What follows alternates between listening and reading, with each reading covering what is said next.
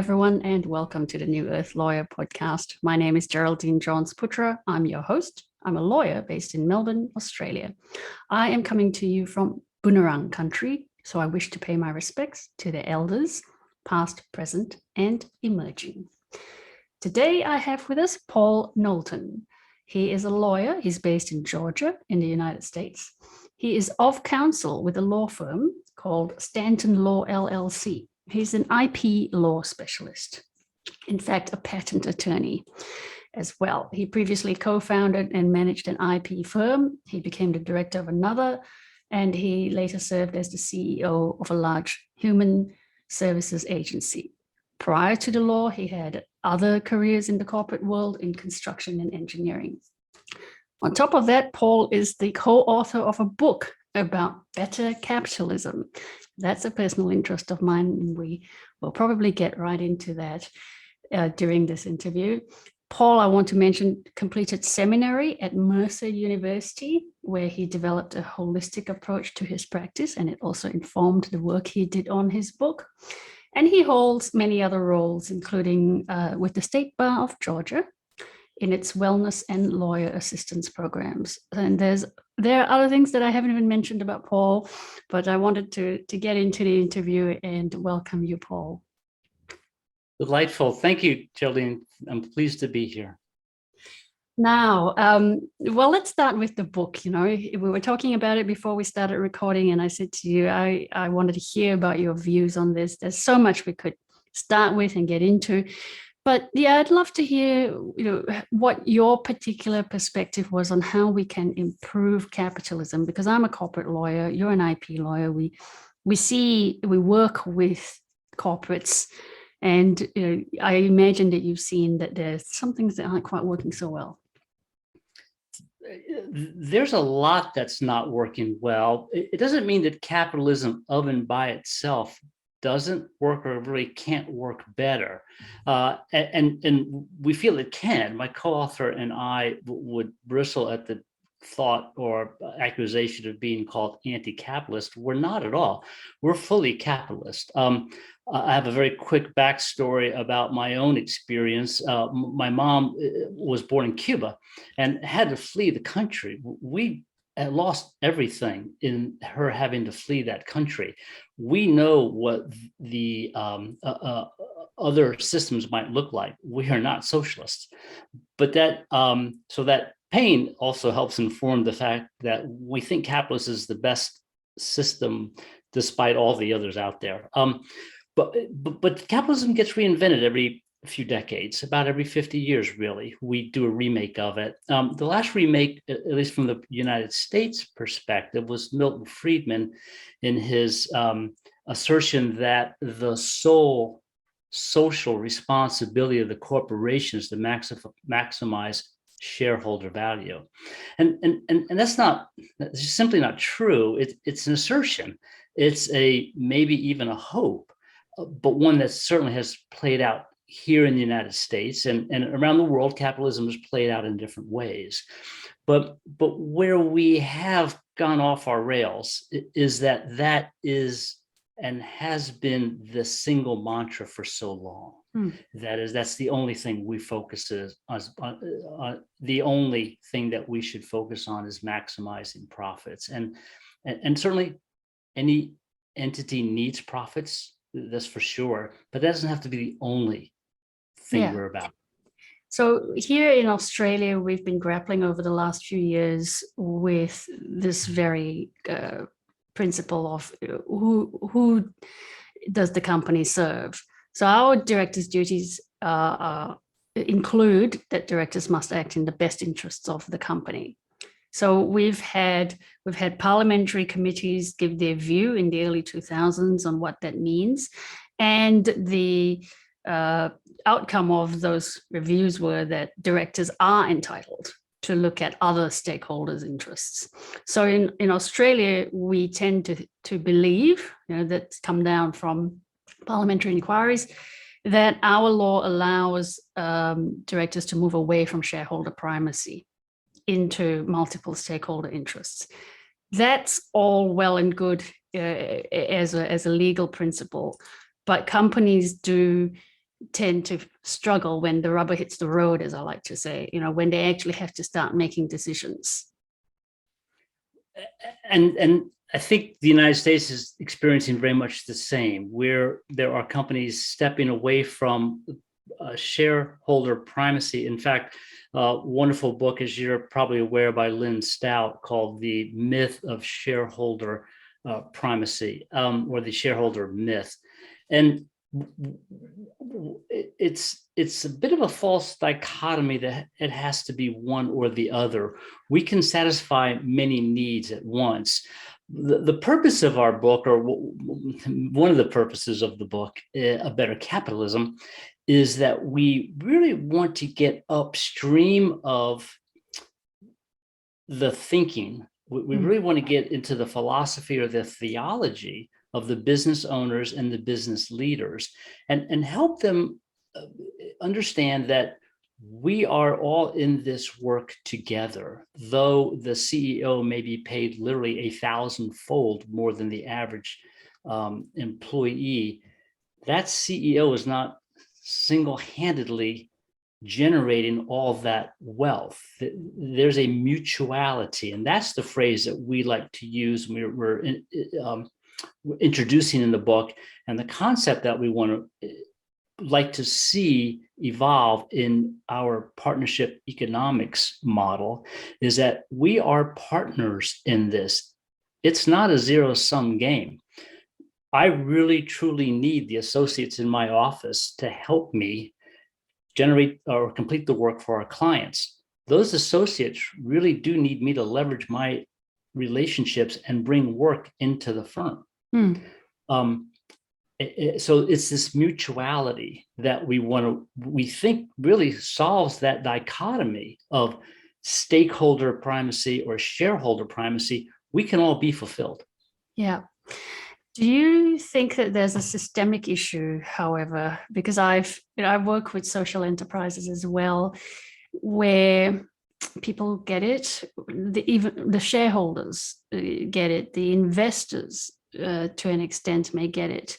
And so those social enterprises can work if they've got those alignments, and then they can extend it to their employees, they can extend it to their suppliers, and within that ecosystem it can work. But if it gets larger, if we're talking about listed companies, for example, how do they start to make sure that they can take that philosophy, of basically looking at it as a network or of relationships rather than, as you say, zero-sum game? How do they extend it to their ecosystem within this, profit reporting, financial reporting cycle mantras that we get into, or deadlines that we get into? So we've built this culture around maximizing profits. Correct. I'll need to come back to that. Yeah. If that is our only mindset, then we will build the structures to support that mindset. Yeah. If we step back and say, okay, that does not have to be our primary focus. I mean, we can do other things. We can achieve other goals and benefits for as many as possible. I don't think it's reasonable to expect that we can, as some propose, satisfy or benefit every single stakeholder that surrounds a publicly traded company. It's probably too much to ask for. But the last third of our book, Better Capitalism, for example, we take the rubber meets the road approach and says, here are specific things, we call them partnership and practice, that you can do in your business to move toward a mindset of mutuality and a form of capitalism that benefits everyone involved.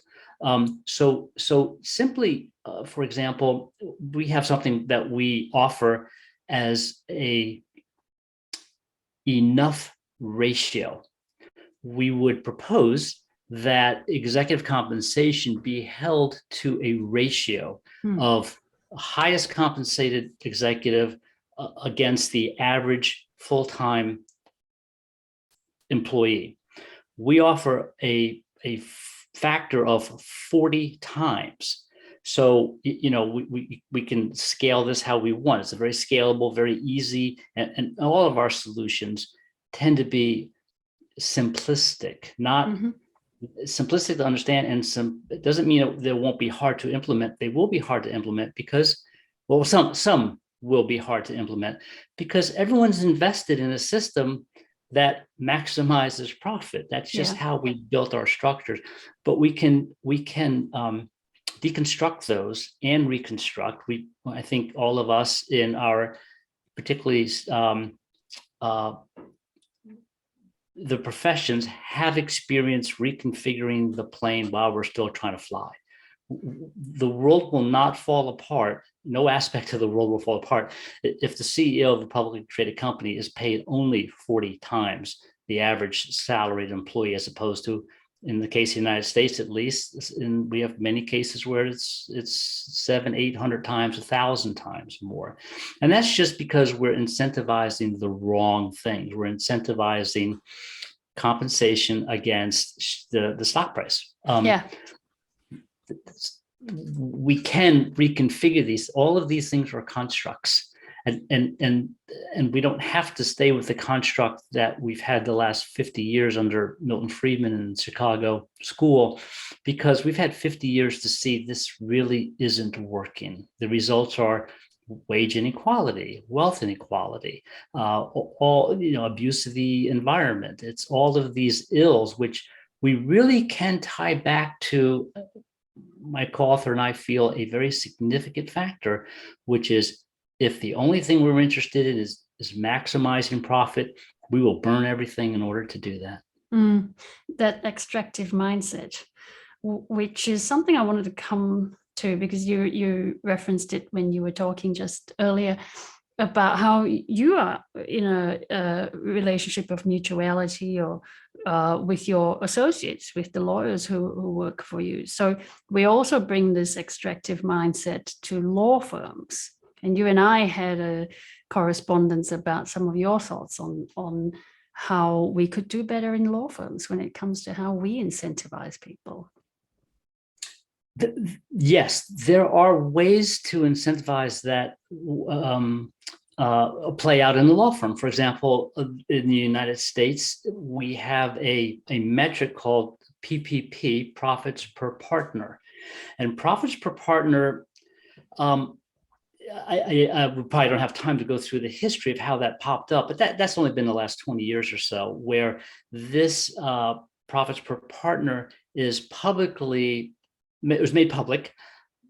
Let me back up and say it's the profits per partner in the larger firms are made public as a measure of some imagined success within the firm. This idea of profits per partner is really fairly damaging in my perspective, because it's akin to the let's maximize our profits so that we can be at the top of this arbitrary list of who has the most profits per partner. And that's what drives the high associate hour demands and the high hourly rates. It's this false pursuit of a metric which is very arbitrary. And the opposite side of that, if I were a client reading the publication that lists the profits per partner, and I see that the firm I'm paying is at the top of that list, the next quarterly or the next annual budget review, I'm going to be looking to cut those attorney rates, because all I see is these guys are making killer profits on the billables that I'm paying. Where's the service element? Not to even begin on the well-being element for the lawyers. All you're caring about is that margin. The larger it is, the happier you are. So you're squeezing you're squeezing the costs down, you're squeezing wages down so you can increase those profits. And you're increasing your prices where you can. It just doesn't make sense in terms of service culture. Right. May I share a story with you that I share in the book? So I think I was really introduced, if not sort of slapped up against the head with the awareness of this mindset when I was a young associate. I was about a fourth year associate. I'm sorry, maybe a fifth. And I was attending an attorney retreat. I was fairly new to this firm. Attorneys had come in from all over the region, and the managing partner was letting us know that there was going to happily be an increase in our raise. We were going to get raises. Well, it only took a second or two to figure out that that's going to be accompanied by an increase in the requirements for the hours. So a lot of lawyers were starting to pepper the managing partner about work-life balance. How are they going to be able to manage these new hours? And, actually some said, we don't care to have a raise. We would rather not have a raise and not have the extra hours. I was fairly new to the firm, so I wasn't going to contribute to the conversation. It didn't take very long before the managing partner got a little exasperated with the conversations, and in his final defense, or his final statement, he said, look, the practice of law is a plantation system, and you're all very well paid. And that shut down that conversation, right? And that phrase, plantation system, was really stuck in my head then and since. He was a bright man, and I don't think he meant plantation system in at least the American slavery example of it. It was deeper. It was greater than that. And and we opened our book, Better Capitalism, almost with that. We almost opened that book with this story because it forced us to dig deeper into that deeper meaning about plantation systems. And as we uncovered, this plantation system, sort of a shorthand for just the universal abuse that each of us takes for the other in exploiting. And that's exactly what the partners at that firm were doing. They were exploiting the attorneys. Now, probably anybody outside looking in would think, oh, you poor attorneys, you're only going to make $120,000, or you're making $120,000 a year. What are you complaining about? But it literally was, there was no life but to make that income so that some partner could, or some firm could list that their profits per partner were higher this year than they were the previous year. Yeah. So, and that's all that surrounds you when you're in that kind of culture. People talk about how many hours they've billed in a month with pride. In a year, I worked at one firm where people were billing, the highest billers in the entire firm was 3,000 hours per year. Now, if you think about what it takes to get there, that's basically working every day for a full year, long hours, because those are the billable hours. Those are not just the hours worked, right? And the people who did that were heroes. So that's the messaging. You are given everything you need. 24-hour cafeterias, the gym on site, the doctor on site, the dentist on site, cab vouchers to go home at 2:00 in the morning after you've worked. Everything is set up so that you are purely there to generate billables. And what does it create? It creates total robots. It does. And another attorney, a partner, used the phrase fungible billing units. It's not a phrase that I learned in law school, but I came to understand that this otherwise powerful attorney in another law firm referred to the associates this way, which really helped accelerate an exit of associates, because I think when we understood that was the approach. But the sad part of all this, Geraldine, I feel, is that the law is such a noble practice. It is a profession. It's an honorable profession. It is a necessary profession.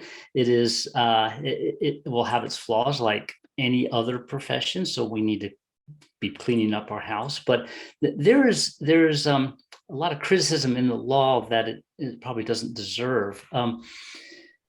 And so I'm quick to defend the law. I'm class of '98, so I've been practicing now 23 years.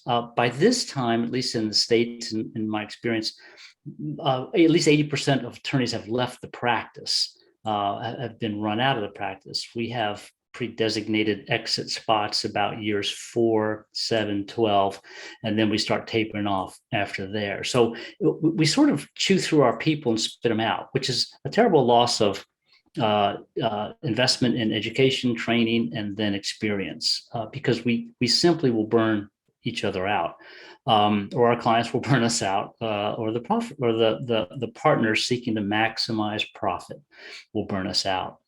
The firm I'm at now, we are working to have a different model. Yeah. We're all experienced and spending time in well-being. So that's sort of just a big topic. I'm sure not very familiar to your audience, but it's these buckets of intellectual well-being, spiritual, physical, social, emotional.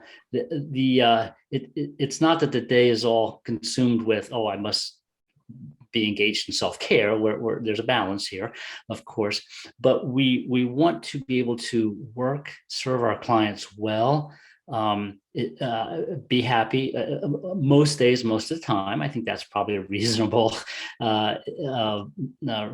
It's not a perfect world. We want to turn out good products, work product for our clients, and then we want to be able to go home at a reasonable time and have our children recognize us, and the dog recognize us, and even have other outside activities. And we can do that in the practice, just like other professions do. So speaking of the firm you're at now and solutions to this billable hour problem that we've given ourselves, we were talking about some ideas, and you had about how lawyers can actually take it into their own hands and negotiate alternative solutions. Could you tell us about some of your ideas there? Of course. So the billable hour is a kind of a standard model by which lawyers and clients work and keep track. I understand before my time, and I'm not sure how it worked in Australia and other parts of the world, but before my time, there was the retainer arrangement. So a client, usually a corporation, would pay a lawyer or law firm on a retainer, so fixed amount of money per month, and you had access to your attorney when you needed them. So as I understand from the folks who precede me, is that the clients decide, okay, we don't want to pay lawyers that way. We don't want to, in case they're not working and haven't earned the dollars we spent that year. So we're going to move to another model. We're just going to pay you for what you do, which is how the billable hour came about. And then we know where we are with that. Other models of compensation are being tried in different areas. There's the flat rate, of course, which you can get to, and I have done that fairly regularly with kind of consistent work. Patents, drafting, for example, I can't give a definite fixed rate to draft a particular patent, because presumably a patent means you're literally creating something new. But so it's hard to tell exactly, but we can certainly give ranges. If we know that what the technology is, we can say, well, between 6,000 to 8,000 for a very inexpensive matter, or 8 to 10 to a moderate complexity mechanical device. So we can at least give ranges so that the client can budget, right? They have a sense of there's some cost control. None of us, I don't think any lawyer reasonably thinks their client has an open checkbook, no more than I want my mechanic to think I have an open checkbook when I go, to check the squeak in the front right tire, which I need to do soon. But so we have to have some controls, but a complicated, no, not just even complicated, but helping a client out shouldn't cost the lawyer both emotionally, physically, and then financially, right? And I've had difficult conversations with clients just because I'm trying to get them to understand. I've pulled them out of the figure to fire. We've set them back up. They're in good shape. And the last thing I want to do is now argue with them over the bill. I think it's fairly unreasonable that they should say, okay, sure, you saved me, but do I really need to pay this much? Can you give me a $50 break or whatever? It's just, it's unfortunate that they have that mindset, in part because they're probably trying to maximize their every dollar. And that's the tension, right? There's a story that I like that we tell at the end of Better Capitalism. It's a little bit of you have to use your imagination a little bit, but if you'll just imagine walking into a conference room that's like any conference rooms around the world, or there's maybe many different tables and creatures sitting around each table with food in front of them. And imagine these creatures with very odd shaped arms. From the shoulder to the elbow is a quarter of the length it usually is, and from the elbow to the end of the hand is 3 times. So that is from ours. So you can picture that this creature can reach into the center of the table, get the food that's there, but they can't pull their arm back to feed themselves. They can only, with the spoon or fork at the end of their hand, reach into the food and feed the other people at the table. So this analogy at the end of our book is about partnering and mutuality. We all have access to the food. If we try to feed ourselves, it's going to entirely and only, it'll look much more like a food fight, and we are throwing food up in the air, trying to catch it with our mouths. It's but if we are willing and trusting with each other, with our time, our money, our expertise, and we're willing to have an attitude of mutuality, then we can work with our clients better. Our clients can work with us better in a trusting way. I mean, I think the reasonable corporate client really wants to keep their lawyers healthy, so the lawyers are at the ready to do the work when it's needed, right? And if you think about the culture that would grow up amongst creatures with their arms structured that way, they probably wouldn't have any clue what selfishness looks like, because none of them would have grown up that way. It would just be second nature to them that everybody feeds other people, not themselves. So you take your analogy, it's that we have to realize that we are actually more like those creatures. It's just that it's not made obvious to us because we've had the luxury of being able to exploit the planet and exploit each other, because we've had this imaginary idea that we climb up the hierarchy and then we get to be the top exploiter, fewer people exploiting us, and we get to exploit more. And we're not seeing the costs that has, because the costs are long term, or they are disparate. They don't sheet back to us individually, but they're out there and they are beginning to sheet back to us. So it is interesting just we need that reminder, and before it gets too late, obviously. It's a lovely analogy. I'm glad you like it. I think it resonates once we think about it. But those costs are really coming back to catch us more frequently, much more frequently. We see it in our climate changes. We see it in our congestion. We see it in our social stresses. We see it in infrastructure stresses. So by way of another example, we feel that partnership, in a healthy economic system, partnership needs to work at a lot of levels. Here in the United States, there's this mentality in many circles that smaller government is better government. Maybe citizens around the world feel that way. Certainly, that's not accurate. But we spend some amount of time in Better Capitalism pointing out that Adam Smith, whom I think universally we call the father of capitalism, wrote Wealth of Nations, but his first worldwide bestseller was The Theory of Moral Sentiments. That was his theology and his philosophies about human nature. He was really a behavioral economist before he wrote Wealth of Nations. And there, in reading his early work, that's the lens by which we should be looking at Wealth of Nations. And he was a proponent of a government, any government, that benefits the people. Matter of fact, he says the single mark and measure of a government is the happiness of the people. It is their role. Now, that doesn't mean a free handout to everybody or the government supporting everybody. It is the government creating the environment by which we can all flourish, by which we could all, maximize our abilities for ourselves and for each other. It is, yeah. That's an important point. It's not the size of government. It's who the government is responsible to. You actually have a structure that I think is very noble and laudable. You have a true republic where your government is supposed to act for the people, as opposed to, say, the monarchy. Well, in Australia, we have a liberal democracy that's actually a constitutional monarchy. We have a head of state who is the representative of the Queen.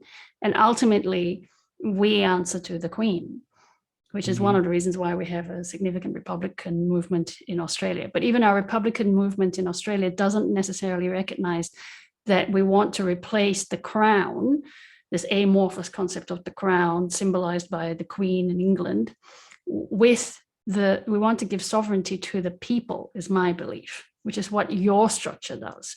We would simply replace the Queen with an Australian head of state, we say, which to me doesn't actually get to the nub of the issue. The nub of the issue is who is in charge, if you like, who do government representatives answer to, and who ultimately not so much owns, but has custodianship of the land.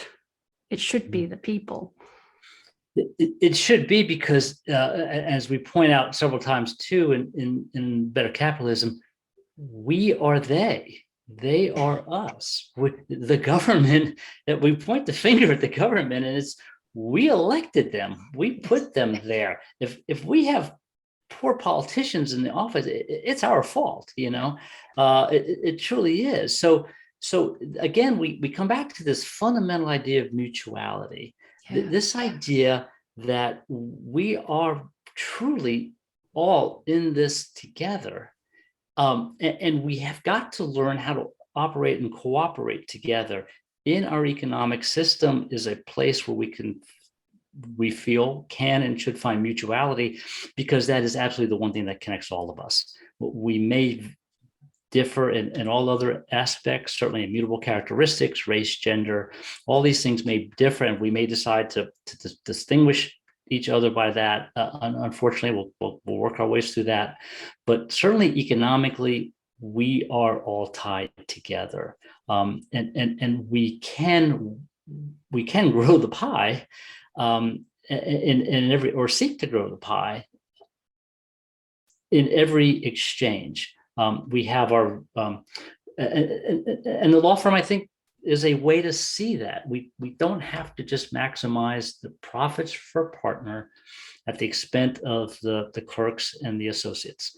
They can live a perfectly fine life, drive just the 2 Maseratis instead of the 4 Maseratis.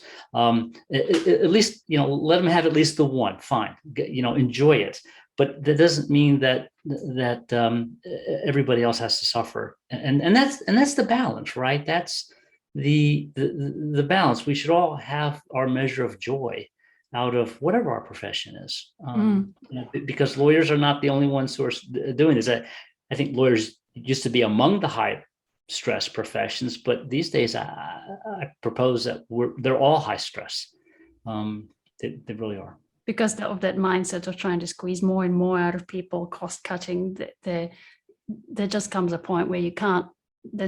You're down to the bone. You just cannot take any more out of the company. You can't increase efficiencies without basically leaning on your people far too much.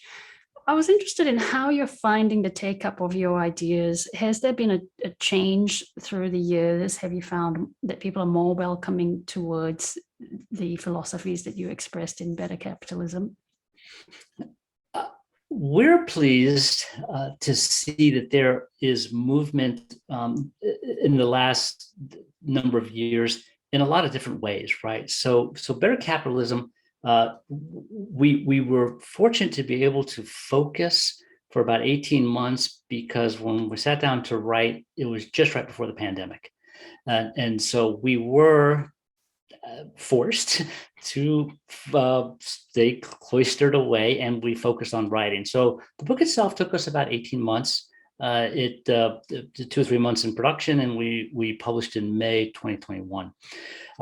We're pleased to say that we joined a group of others, such as corporate capitalism. I'm sorry, conscious capitalism. Conscious capitalism is right, and there are the B Corp efforts. There's lots of efforts around solutions that just different solutions, right?